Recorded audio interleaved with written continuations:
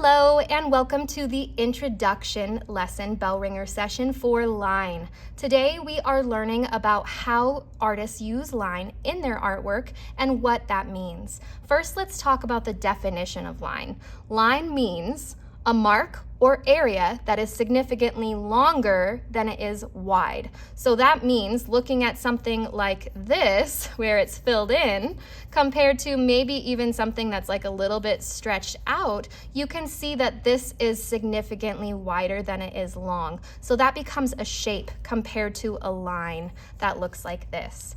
Now, we are going to take a look at how artists use it in their artwork, and these are some great examples. This is a piece called Brushstroke by Roy Lichtenstein. He used line by taking these swirling parts of this kind of a brushstroke looking painting and pulls the viewer's eye, and it's very like the lines are close together. It's like wave, wave, wave, and then it stretches out. And that's a really beautiful use of line because it's connecting those corners and making that composition even more visually pleasing. Next, you can see this example, and this is called Brooding by Adam Riches. And I love this example because they took one singular line and created this entire drawing from just that one continuous line. So rather than coming in and like drawing, and they were filling it in with all these different like very expressive marks, and it's just so fun to see how you can create an end result that way. This example, called Swing by Roald Bradstock, has a beautiful use of line because this repetition of all of these lines coming in together helps you to see the movement of that swing of the baseball bat. And so you can see the exact location where that bat had passed through. It's almost like you see the motion because you see all of these individual lines. Now, we are going to practice line today, and this is a follow along. So you can go ahead and grab your pencils out of the drawing block. It can just be a mechanical one, that's fine. Now, your first step for the introduction lesson of every Bellringer unit, we are going to put our name right here. So I am going to just put my name. Do that along with me. So we're going to put it in that top left corner where it's next to line. Now, what we're going to do next, it says draw 3 different examples of line in the boxes on the left. Now, some of these examples are more examples of pattern than they are of line. So looking at this one, let's take a look at this checker box. That falls into our shape problem. So this one would not be a good example. So you can put an X through that one. Let's see if we can find any other examples of having more width than the length so that we can tell if it's a line or a shape. Looks like the rest are pretty much in line with that. We've got a couple shapes within these spaces, but now you can look through and say, okay, well, all of these have different lines that are truly lines because the length is longer than the width. Now you're gonna go through and you're gonna select 3 and choose your 3 favorites. I am going to, maybe I'll start with the bricks. Maybe I'll come in then with, and I like to choose based on my skill level, so I'm going to pick a couple that might be more engaging for me. If you are more of a beginning artist, you might choose something simpler, but pick something that matches your current skill level.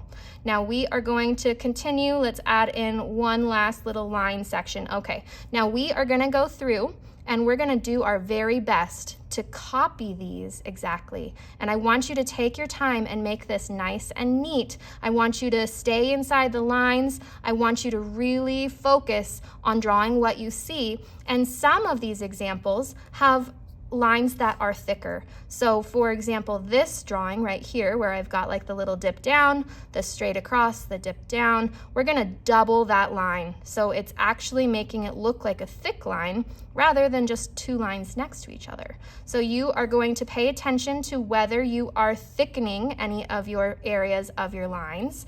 And then we're gonna continue down and we are just practicing filling these in to the best of your ability. And I would like for you to take some time here to make these look very nice. And if you finish early, continue adding details. So maybe if I had finished this next one early and I had it all the way done, I would come in and start thickening and filling in some of these lines. So maybe I would start shading in some of these, and I would like for you to be drawing until the end. So if that means that you are continuing to add additional details, so maybe I'll add like a little skinny line between these thicker lines, then that's what I would like for you to do, so that you are using your hands and actively drawing all the way until the end of our timer for this bell ringer unit.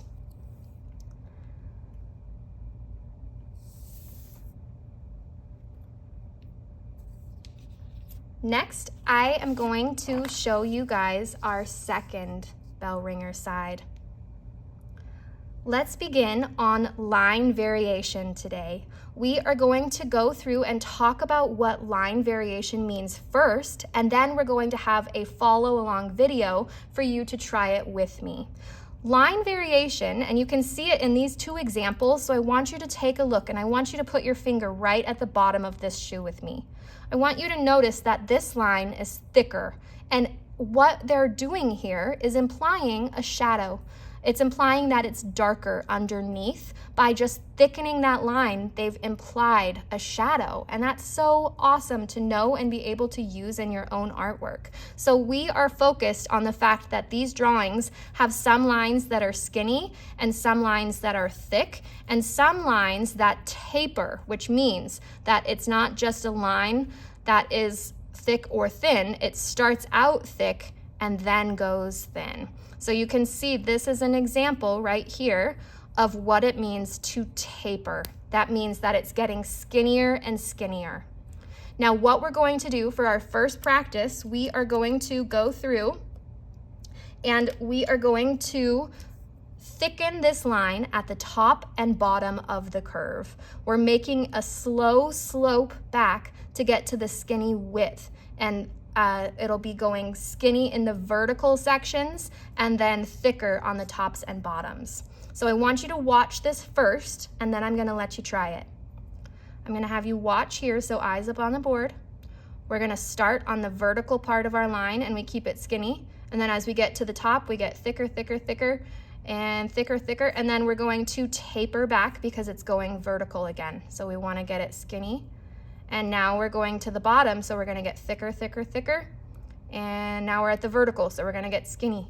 And then we're gonna go thicker, thicker, thicker. And then we're going to the vertical, so we're gonna get skinny. So you are gonna go follow along with that pattern, and we are thickening out the tops and bottoms of this to make it look more like a ribbon almost. That's our goal here. And so once you are done with that, then the next step, and I'm gonna have you pause and watch this, and then you'll be able to have some time to try it. These instructions say, use line variation to make this contour drawing more interesting. So right now, all the lines are the same thickness. What I want you to do is to go through and choose some lines that you are going to have get thicker. So my first choice, I'm going to add a little bit of thickness to the bottom of this shoe. And then I'm gonna fill it in so that it looks like a nice, solid, thick line. Now I'm gonna be careful to leave those little indents and details down at the bottom, but I'm making the bottom of my shoe have a thicker line to imply that there's a shadow beneath it. Now that's another really great way that you can use line variation, is to think, where would I see a natural shadow? And a natural shadow would occur if our sun was shining down from above. We would have a shadow on the underside of our shoelaces. So I'm gonna thicken those lines under my shoelaces, and I'm trying to make those lines taper out so that they have a nice fade into those skinny lines, just like what we did for our ribbon. Now let's really practice a taper. I'm going to have us just take a line like this and get skinny somewhere in your shoe. So I chose right here, and we are just going through and thickening some of these lines. Now you can go ahead and try both of these techniques, and I am just gonna take a moment and continue working on filling in line variations on this shoe so that you can see an example as you are working, so you have something to refer to. So I am just gonna go through and I'm choosing just some of the lines. We don't wanna thicken every line, and we wanna be really neat and careful in the way that we do this so we aren't making the lines look wonky.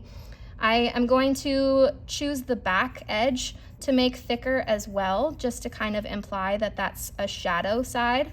So we've got the light kind of coming from the top right. Now maybe I would come in and let's add some tapering. So I'm gonna go thick and then get skinnier. And maybe I'll add another little outline on the bottom here. Maybe starting here, getting skinnier.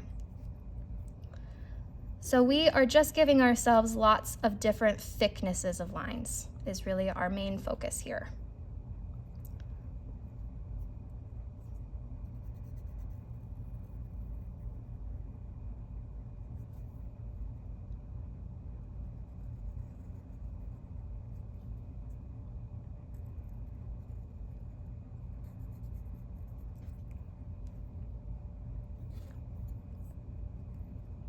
All right, I'm feeling pretty good about mine. I've still got some skinny lines, I've got some thicker lines, I've got lines that go from thick to thin. And those are the things that you're looking for. You should have skinny lines, the original lines, thick lines that you went through and made really thick, and tapering lines that go from thick to medium to skinny, back to that narrow, back to the original thickness. So I'm gonna let you guys have a little bit more time to work, but this is kind of a goal for you to reach. It doesn't have to be exactly this same layout or design or style of lines, but you do need to have those three things be your focus.